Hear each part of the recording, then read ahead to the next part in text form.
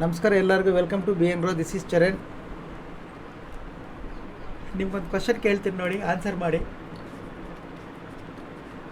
ಈ ವಿಡಿಯೋ ನೋಡೋ ಪ್ರತಿಯೊಬ್ಬರು ಸ್ಟಾಕ್ ಮಾರ್ಕೆಟ್ ಸಂಬಂಧಪಟ್ಟದವರೇ ಇರ್ತಾರೆ, ಟ್ರೇಡ್ ಅಂತೂ ಮಾಡ್ತಿರ್ತಾರೆ ಅವರು. ನಿಮ್ಗೊಂದು ಕ್ವಶನ್ ಏನಂದರೆ, ನೀವು ಟ್ರೇಡ್ ಮಾಡಬೇಕಾದ್ರೆ ನಿಮಗೆ SL ಇಂಪಾರ್ಟೆಂಟಾ ಟಾರ್ಗೆಟ್ ಇಂಪಾರ್ಟೆಂಟಾ ನೋಡಿ. ಇವೆರಡರಲ್ಲಿ ನಿಮಗೆ ಯಾವ್ದು ಇಂಪಾರ್ಟೆಂಟ್ ಅನ್ನೋದನ್ನು ನೀವು ಕಾಮೆಂಟ್ ಮಾಡಿ ಹೇಳಿ. ನನಗೆ ಟಾರ್ಗೆಟ್ ಇಂಪಾರ್ಟೆಂಟ್, ಇಲ್ಲ ನನಗೆ ಸ್ಟಾಪ್ ಲಾಸ್ ಇಂಪಾರ್ಟೆಂಟ್ ಅಂತ ಕಾಮೆಂಟ್ ಮಾಡಿ ಹೇಳಿ. ನೋಡೋಣ ಯಾರ್ಯಾರಿಗೆ ಯಾವುದಾದ್ರು ಇಂಪಾರ್ಟೆಂಟ್ ಇದೆ ಅಂತ.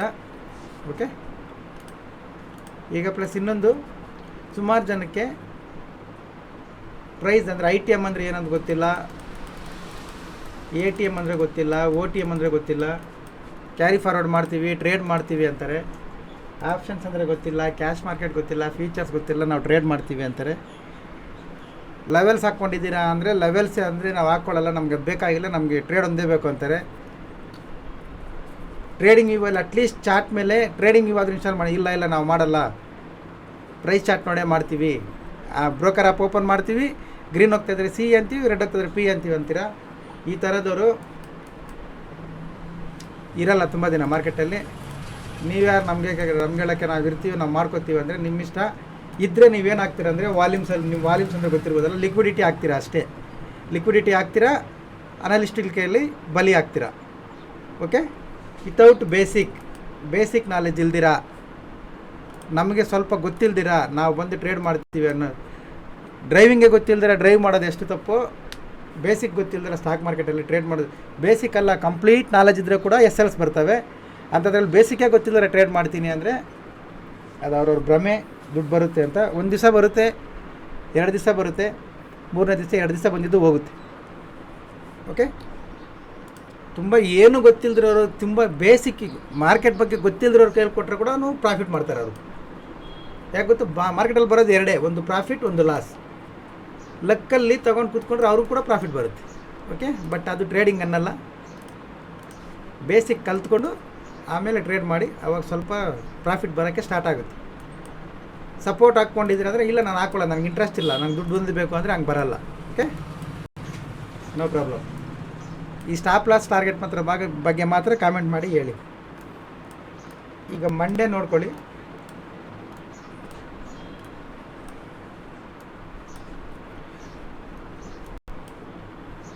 ಮಂಡೇ ಗ್ಯಾಪ್ ಅಪ್ ಓಪನ್ ಆಗುತ್ತೆ market. Okay, gap up open ಆಗುತ್ತೆ ಮಾರ್ಕೆಟ್. ನೋಡ್ಕೊಳ್ಳಿ, ಈ ಝೋನಲ್ಲೇ. ಓಕೆ, ಈ ಝೋನಲ್ಲೇ ಗ್ಯಾಪ್ ಡೌನ್ ರೇರ್ ಆಗೋ ಚಾನ್ಸಸ್ ಕಡಿಮೆ, ಗ್ಯಾಪ್ ಅಪ್ ಆಗೋ ಚಾನ್ಸಸ್ ಜಾಸ್ತಿ. ಗ್ಯಾಪ್ ಅಪ್ ಓಪನ್ ಆಗುತ್ತೆ. ಓಕೆ, ಅದು ದೊಡ್ಡದಲ್ಲ, ಸ್ವಲ್ಪ ಪ್ಲಸ್ ಆರ್ ಮೈನಸ್ ಒಂದು 70-80 ಪಾಯಿಂಟ್ಸಲ್ಲಿ ನಿಫ್ಟಿ, ಬ್ಯಾಂಕ್ ನಿಫ್ಟಿ ಒಂದು 100-120 ಪಾಯಿಂಟ್ಸಲ್ಲಿ ಗ್ಯಾಪ್ ಅಪ್ ಓಪನ್ ಆಗುತ್ತೆ. ಈ ಗ್ಯಾಪ್ ಅಪ್ ಓಪನ್ ಆದ್ರೂ ಈಗ ನನಗೆ ಯಾರ್ಯಾರು ಮೆಸೇಜ್ ಮಾಡ್ತಾ ಇದ್ದೀರಾ, ನಿಮ್ಗೆ ಯಾರಿಗೂ ಪ್ರಾಫಿಟ್ ಬರಲ್ಲ. ಓಕೆ, ಕ್ಲಿಯರ್ ಆಗಿರಿ. ನಾಳೆ ವೀಡಿಯೋ ಅಪ್ಲೋಡ್ ಮಾಡೋದು ಇವತ್ತೇ ಹೇಳ್ಬಿಡಿ ಸರ್ ಅಂದರೆ, ಮಾರ್ಕೆಟ್ ಓಪನ್ ಆಗೋದು ಮಂಡೇ. ನಾನು ಇವತ್ತು ಹೇಳೋ ಕೂಡ ನಿಮ್ಗೇನು ಯೂಸ್ ಆಗೋಲ್ಲ ಅದು. ಓಕೆ, ನೀವೇನು ತೊಗೊಂಡು ಇಟ್ಕೊಂಡಿದ್ದೀರಾ ಪ್ರೈಸು, ಈ ಪ್ರೈಸಲ್ಲಿ ನಿಮಗೆ ಗ್ಯಾಪ್ ಅಪ್ ಓಪನ್ ಆದರೂ ಪ್ರಾಫಿಟ್ ಬರಲ್ಲ. ಗ್ಯಾಪ್ ಅಪ್ ಓಪನ್ ಆಗುತ್ತಲ್ಲ ಸರ್, ಪ್ರಾಫಿಟ್ ಯಾಕೆ ಬರಲ್ಲ ಅಂದರೆ ಬರಲ್ಲ. ಬೇಕಾದರೆ ನೀವು ಮಂಡೇ ಓಪನ್ ಆದಮೇಲೆ ನನ್ನ ನಂಬರ್ ಇದೆಲ್ಲ ಸ್ಕ್ರೀನ್ಶಾಟ್ ಹಾಕಿ, ನಿಮಗೆ ಪ್ರಾಫಿಟ್ ಬರಲ್ಲ, ನೋ ಇಶ್ಯೂ. ಅದ್ರ ಬಗ್ಗೆ ಬಿಟ್ಬಿಡಿ. ಮಂಡೇ ಗ್ಯಾಪ್ ಅಪ್ ಓಪನ್ ಆಗುತ್ತೆ. ಗ್ಯಾಪ್ ಅಪ್ ಓಪನ್ ಆಗಿ ಇಲ್ಲಿ ರಿಜೆಕ್ಷನ್ ಬಂದರೆ, ಈ ಝೋನಿಂದ ರಿಜೆಕ್ಷನ್ ಬಂದರೆ ನೀವು ಮತ್ತೆ ಸೆಲ್ ಪ್ಲಾನ್ ಮಾಡ್ಕೋಬೋದು. ನಿಮ್ಮ ಅನಾಲಿಸಿಸ್ ಪ್ರಕಾರ 50% ಕ್ವಾಂಟಿಟಿಯಲ್ಲಿ ಮಾತ್ರ. ಓಕೆ, ಯಾಕಂದರೆ ಸ್ಕೋಪ್ ಆ್ಯಂಡ್ ರಿಸ್ಕ್ ಪ್ರಾಬ್ಲಮ್ ಇದೆ, ನೋಡ್ಕೊಳ್ಳಿ. ಇನ್ ಕೇಸ್ ರಿಜೆಕ್ಷನ್ ಬರ್ದಿರಾ, ಸ್ಟ್ರಾಂಗ್ ಕ್ಯಾಂಡಲ್ ಇದ್ರ ಮೇಲೆ ಬ್ರೇಕ್ ಮಾಡಿ ಕ್ಲೋಸ್ ಮಾಡಿದೆ ಅಂದರೆ, ಈ ಝೋನ್ ಒಳಗಡೆ ಮತ್ತೆ ರಿಟ್ರೇಸ್ ಮಾಡುತ್ತೆ. ರಿಟ್ರೇಸ್ ಮಾಡಿ ಹೈ ಕ್ರಾಸ್ ಆಗುವಾಗ ಬೈ ಮಾಡಿ. ನಿಮ್ಮ ಅನಾಲಿಸಿಸ್ ಫಸ್ಟ್ ಟಾರ್ಗೆಟ್ ಇದು 49,600 ಫಸ್ಟ್ ಟಾರ್ಗೆಟ್. ಇಷ್ಟೇನಾ ಸರ್ ಅಂದರೆ, ಇಲ್ಲಿಂದ ಇಲ್ಲಿಗೆ 500 ಪಾಯಿಂಟ್ಸ್ ಇದೆ. ಇಂಟ್ರಾಡೇಲಿ 500 ಪಾಯಿಂಟ್ಸ್ ಅಂದರೆ it's A fantastic trade. Okay, 500 points ಇದೆ, ಫಸ್ಟ್ ಟಾರ್ಗೆಟ್ ಇದು. ನೋಡ್ಕೊಳ್ಳಿ, ಇಲ್ಲಿ ಆಲ್ಟ್ ಆಗಿ ಮತ್ತೆ ಹೋದರೆ ಬ್ರೇಕ್ ಆದರೆ ಅದು ಸೆಕೆಂಡ್ ಹಾಫಲ್ಲಿ ನೋಡೋಣ. ಈ ಲೆವೆಲ್ ಇಂಪಾರ್ಟೆಂಟ್. ಇಲ್ಲಿ ರಿಜೆಕ್ಷನ್ ಬಂದರೆ 50% ಕ್ವಾಂಟಿಟಿಯಲ್ಲಷ್ಟೇ ಸೆಲ್ ಪ್ಲಾನ್ ಮಾಡಿ. ಯಾಕಂದರೆ ಸ್ಕೋಪ್ ಆ್ಯಂಡ್ ರಿಸ್ಕ್ ಪ್ರಾಬ್ಲಮ್ ಇದೆ. ರಿಜೆಕ್ಷನ್ ಬರೆದಿರೋ ಫಸ್ಟ್ 15 ಮಿನಿಟ್ಸ್ ಕ್ಯಾಂಡಲ್ ಇದ್ರ ಮೇಲೆ ಬ್ರೇಕ್ ಮಾಡಿ ಕ್ಲೋಸ್ ಮಾಡಿದೆ ಅಂದರೆ, ನೀವು ಬೈ ಕಡೆ ಪ್ಲಾನ್ ಮಾಡ್ಕೋಬೋದು. ರೀಟ್ರೇಸ್ ಮಾಡಿ ಹೈ ಕ್ರಾಸ್ ಆಗಬೇಕು, ಆವಾಗ ನಿಮ್ಮ ಅನಾಲಿಸಿಸ್ ನೋಡಿಕೊಂಡು ಬೈ ಕಡೆ ಪ್ಲಾನ್ ಮಾಡಿ. This is only educational purpose. ಯಾವುದೇ ರೀತಿಯ ಬೈ ಆ್ಯಂಡ್ ಸೆಲ್ ರೆಕಮೆಂಡೇಷನ್ಸ್ ಇಲ್ಲ. ಓಕೆ, ಇಲ್ಲ ಸೆಲ್ ಮಾಡಬೇಕು ಇದು ನೋಡಿ ಸರ್ ಇಲ್ಲಿಂದ ಫಾಲ್ ಆಗ್ತಾನೆ ಇದೆ, ಇದು ಫಾಲ್ ಆಗ್ತಾ ಇದೆ, ನೀವು ಬೈ ಅಂತ ಇದ್ರೆ ಇದು ಟ್ರೆಂಡ್ಗೆ ಆಪೋಸಿಟ್ ಅಲ್ವಾ ಅಂದರೆ ನೋಡಿ ಏನಾಗುತ್ತೆ ಮಂಡೇ ಸೆಲ್ ಮಾಡಬೇಕಂದ್ರೆ ಮಾತ್ರ ಇದ್ರ ಕೆಳಗಡೆ ಹೋಗಬೇಕು. ಕ್ಯಾಂಡಲ್ ಇದ್ರ ಕೆಳಗಡೆ ಬಂದು ಒಂದು 50 ಮಿನಿಟ್ಸ್ ಕ್ಯಾಂಡಲ್ ಕ್ಲೋಸ್ ಆಗಬೇಕು. ರೀಟ್ರೇಸ್ ಮಾಡಿ ಈ ಲೋನ ಬ್ರೇಕ್ ಮಾಡಿದಾಗ ಮಾತ್ರ ಅದು ಅವಾಗಲೂ 50% ಕ್ವಾಂಟಿಟಿನೇ ಸೆಲ್ ಮಾಡಬೇಕು. ಫಾಲ್ ಆಗ್ತಾ ಇದೆ ಅಂತಿಲ್ಲ, 50% ಮಾಡಬೇಕು. ಇದು ಇಲ್ಲಿಂದ ಕೂಡ ಬೈ ಆಗುತ್ತೆ, ಇಲ್ಲಿಂದ ಕೂಡ ಬೈ ಆಗುತ್ತೆ. ಓಕೆ, ಇಲ್ಲಿಂದ ಕೂಡ ಬೈ ಆಗುತ್ತೆ, ನೋಡ್ಕೊಂಡು ಮಾಡ್ಕೊಳ್ಳಿ. ಇದು ನನ್ನ ವ್ಯೂ ಮಾತ್ರ, ನಿಮ್ಮ ಅನಾಲಿಸಿಸ್ನ ಫಾಲೋ ಮಾಡಿ. ಇದು ಬ್ಯಾಂಕ್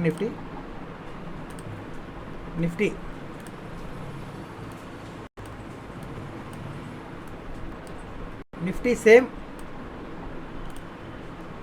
ತುಂಬ ಜನ ಈ ಹೈ ಕ್ರಾಸ್ ಆದರೆ ಬೈ ಮಾಡಿ ಅಂತಾರೆ, ಎಷ್ಟೇ ಲೋ ಕ್ರಾಸ್ ಆದರೆ ಬೈ ಮಾಡಿ ಅಂತಾರೆ.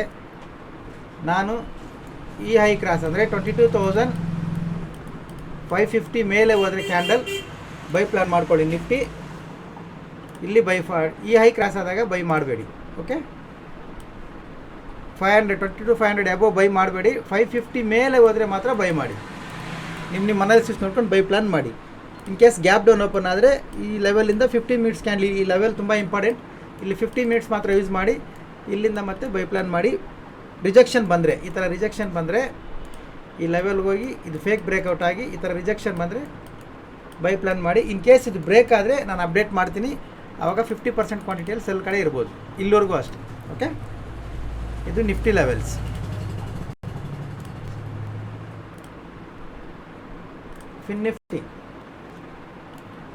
ಫಿನ್ ನಿಫ್ಟಿ ಕೂಡ ಸೇಮ್. ಈ ಹೈ ಕ್ರಾಸ್ ಆದಮೇಲೆ ಮಾತ್ರ ಬೈ ಮಾಡಬೇಕು. ಈ ಸಪೋರ್ಟ್ಗೂ ಇದು ಒಳಗಡೆ ಈ ಝೋನಲ್ಲಿ ಏನು ಟ್ರೇಡ್ ಮಾಡೋಕ್ಕೆ ಹೋಗಬೇಡಿ. ಇಲ್ಲ ನಾವು ಮಾಡ್ತೀವಿ ಸರ್ ಅಂದರೆ ನಿಮ್ಮ ಅನಾಲಿಸಿಸ್ ನೋ ಪ್ರಾಬ್ಲಮ್. ನನ್ನ ವ್ಯೂ ಬಂದು ಇದ್ರ ಮೇಲೆ 21,900 ಮೇಲೆ ಒಂದು ಕ್ಯಾಂಡಲ್ ಕ್ಲೋಸ್ ಆದರೆ ಬೈ ಪ್ಲಾನ್ ಮಾಡ್ಕೋಬೋದು. ಇದು fin Nifty levels. Okay, levels ಯಾರಿಗಾದ್ರೂ ಬೇಕಾದರೆ ಕಾಪಿ ಮಾಡ್ಕೊಳ್ಳಿ. ಇದು ಫಿನ್ ನಿಫ್ಟಿ, ಇದು ನಿಫ್ಟಿ, ಇದು ಬ್ಯಾಂಕ್ ನಿಫ್ಟಿ. ಓಕೆ, ಲೆವೆಲ್ಸ್ ಯಾರಿಗಾದ್ರೂ ಬೇಕಾದರೆ ಕಾಪಿ ಮಾಡ್ಕೊಳ್ಳಿ.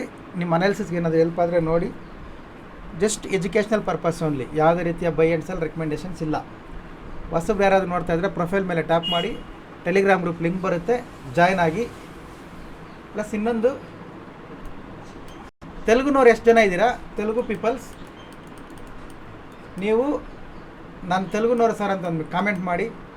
ಯಾಕೆ ಅಂದರೆ ತೆಲುಗುನವರು ತುಂಬ ಇಂಟ್ರೆಸ್ಟ್ ಇದ್ದಾರೆ. ನೀವು ಕಾಮೆಂಟ್ ಮಾಡಿ, ನಿಮ್ಮ ಕಾಮೆಂಟ್ಸ್ ಚೆನ್ನಾಗಿದ್ದರೆ, ನಿಮ್ಮ ಕಾಮೆಂಟ್ಸ್ ನಿಮ್ಮ ಕಡೆಯಿಂದ ಸಪೋರ್ಟ್ ಚೆನ್ನಾಗಿದ್ದರೆ ತೆಲುಗುದಲ್ಲಿ ಕೂಡ ವೀಡಿಯೋ ಬರುತ್ತೆ, ನೋಡ್ಕೊಳ್ಳಿ. ಓಕೆ, ಎಷ್ಟು ಜನ ಇದ್ದೀರಾ ನೀವು ಕೂಡ ಹೇಳಿ, ತೆಲುಗುನವ್ರು ಕೂಡ ಸಪೋರ್ಟ್ ಮಾಡೋಣ. ತೆಲುಗು ಕಡೆ ತುಂಬ ಚೆನ್ನಾಗಿ ಸಪೋರ್ಟ್ ಬಂದರೆ ಕನ್ನಡ ನಿಲ್ಲಿಸಿ ತೆಲುಗು ಒಂದೇ ಮಾಡೋಣ, ನೋ ಪ್ರಾಬ್ಲಮ್. ಓಕೆ, ಲೆವೆಲ್ಸ್ ಯಾರಿಗಾದ್ರೂ ಬೇಕಾದರೆ ಕಾಪಿ ಮಾಡ್ಕೊಳ್ಳಿ, educational purpose only. Okay, thank you. Monday ಸಿಗೋಣ.